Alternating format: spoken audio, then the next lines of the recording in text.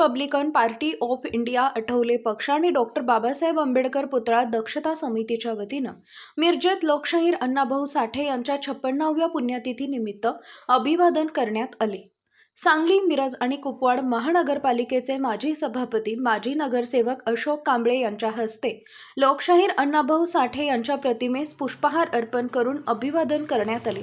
यावेळी Vijay Kamble sir, Shashikant Mane sir, doctor Babasaheb Ambedkar पुतळा दक्षता समितीचे अध्यक्ष प्राध्यापक अभिजित आठवले, प्राध्यापक अविनाश जगाते, भास्कर बापू जगताप, प्रभाकर नाईक, नितेश वाघमारे, वसंत खांडेकर, गौतम प्रज्ञा सूर्य, शब्बीर चिवेलकर, प्रमोद वायदंडे, राम कांबळे, आनंद हत्तेकर, प्रमोद माने, अजित परीट यांच्यासहित पदाधिकारी, कार्यकर्ते मोठ्या संख्येने उपस्थित होते।